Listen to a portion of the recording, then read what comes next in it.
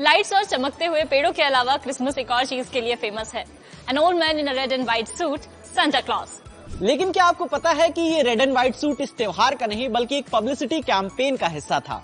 इसके अलावा कई देशों में क्रिसमस जो है वो 25 दिसंबर को नहीं बल्कि 6 या 7 जनवरी को भी मनाया जाता है।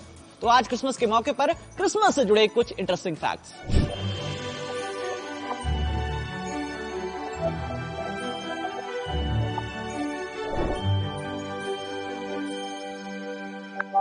शुरुआत तारीख से ही करते हैं। दरअसल बाइबल में कहीं भी ईसा मसीह के जन्म की तारीख का जिक्र नहीं है। इतिहासकारों का मानना है कि उनका जन्म वसंत में हुआ था।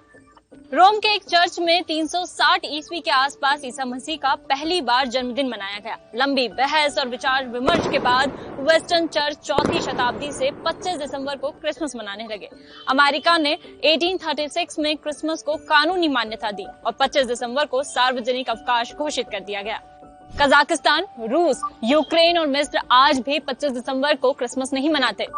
आर्मेनियन अपोस्टोलिक चर्च 6 जनवरी को ईसा मसीह का जन्मदिन मनाता है। वहीं रशियन ऑर्थोडॉक्स चर्च को मानने वाले लोग 7 जनवरी को क्रिसमस मनाते हैं। सेंटा क्लॉज को ये रेड एंड व्हाइट सूट किसी दर्जी ने नहीं बल्कि कोला कंपनी ने दिया है।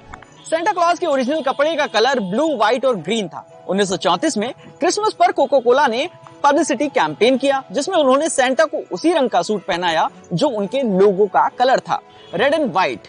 इस सूट को कॉम्प्लीमेंट किया सफेद दाढ़ी, लाल कोट, काली बेल्ट और बूट ने। Ho, ho, ho. Merry Christmas. अब आप पूछेंगे कि असली सेंटा दिखते कैसे थे। 1500 साल पहले जन्मे सेंट निकोलस को असली सेंटा माना जाता है। सेंट निकोलस बचपन में ही अनाथ हो गए थे। इसके बाद उनकी आस्था यीशु में बढ़ी। वो अपनी पहचान छुपाकर बच्चों और जरूरतमंद लोगों को आधी रात को गिफ्ट बांटते थे। आप जो ये इतना सजा हुआ क्रिसमस ट्री देखते हैं, पहले ये ऐसे नहीं सजता था। 16वीं सदी में इसकी शुरुआत की थी समाज सुधारक मार्टिन लूथर ने। बर्फीले जंगल में एक चमकता पेड़ मार्टिन को बहुत पसंद आया। उन्होंने अपने घर पर वैसा ही एक पौधा लगाया। हर क्रिसमस पर वो इसे मोमबत्तियों और गुब्बारों से सजाते थे और इस तरह क्रिसमस ट्री सजाने की परंपरा शुरू हुई।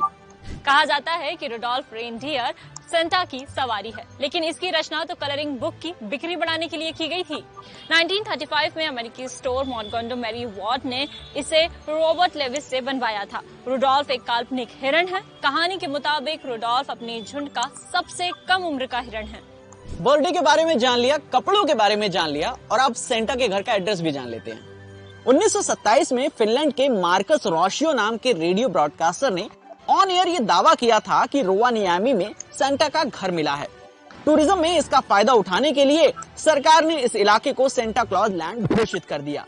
यहाँ एक सेंटा गांव और उसका घर बना दिया। इसका एड्रेस है टेटिकोजा 1 96930 रोवानिमी, फिनलैंड। यहाँ 200 देशों के लाखों बच्चे हर साल चिट्ठियां भेजते हैं। कहा जाता है कि यहाँ एक आदमी अपनी वाइफ के साथ सेंटा बनकर रहता है। Jingle bells, jingle bells, jingle all the way. Oh, what fun it is. Christmas का ये मशहूर जिंगल दरअसल एक थैंक्स गिविंग सॉन्ग है। 1859 में जेम्स लॉर्ड पियरपॉन्ट ने इसे चर्च के कॉन्सर्ट के लिए लिखा था। इसमें कहीं भी क्रिसमस का जिक्र नहीं है। 1890 आते आते ये क्रिसमस का हिट सॉन्ग बन गया।